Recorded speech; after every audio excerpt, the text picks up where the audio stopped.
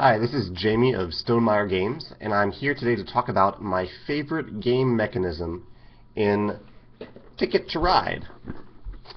Ticket to Ride, I think, doesn't need any explanation. It's a very basic game about building networks of trains. I love how easy it is to teach, and it still has lots of interesting decisions and choices to make. I'll leave it up here. The thing I really love about Ticket to Ride is that there are no rounds.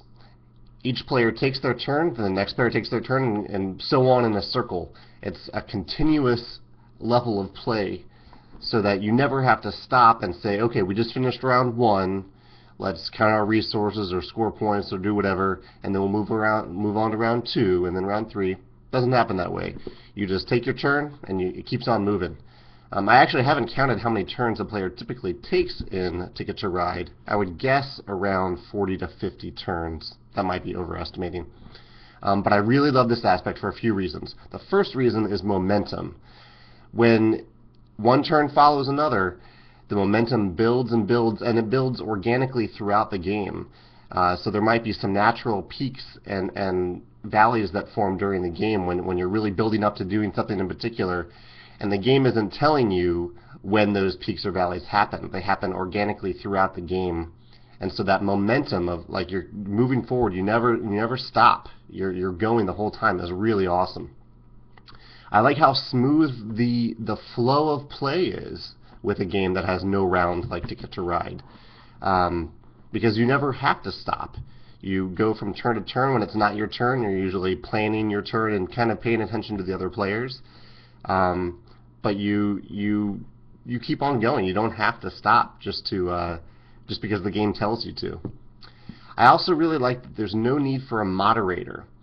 And I don't think we think of most games as having a moderator, but if you pay attention to games that have rounds, like actually one of my favorite games that I mentioned in the previous video, Terra Mystica. Terra Mystica has, I believe, 6 rounds.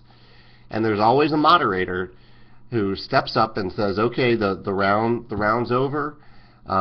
Everybody score points for this one thing, then get this other bonus for this other thing. And so some players really enjoy that. In fact, I think a lot of players enjoy having that role. But sometimes it's nice just to have a game where everybody just plays, and you don't have a moderator. You don't have anybody who's looking out for all the different things that happen at the end of the round, or when the end of the round triggers, things like that. Everybody can just relax and play the game, and I love that about Ticket to Ride.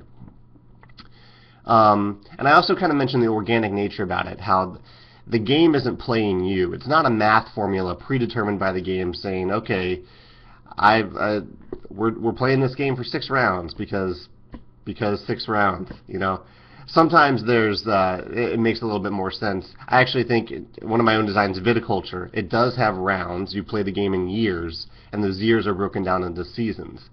Thematically there, it does make sense. I still don't think it's quite as smooth as Ticket to Ride, and that's why I use the Ticket to Ride formula of no rounds in Euphoria. There are no set rounds in Euphoria. But I think games can, if you are going to have rounds, Rado talks about this actually. If you're going to have rounds, they should make sense thematically. They should be because you're playing the game within a week, or you got to play 12 months of the game, things like that.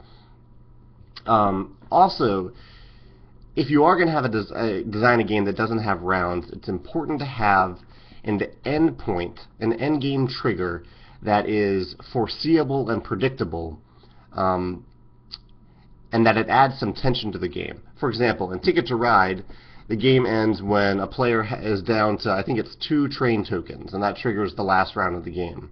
So it's public information how many train tokens each player has left.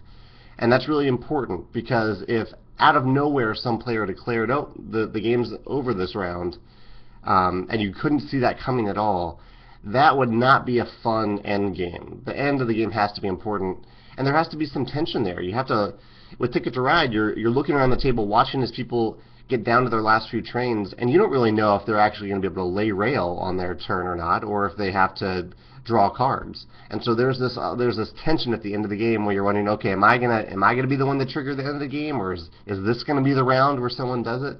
And so I think that's really important to have a foreseeable end game for games like this that don't have any rounds or phases that predetermine when the end of the game is going to happen.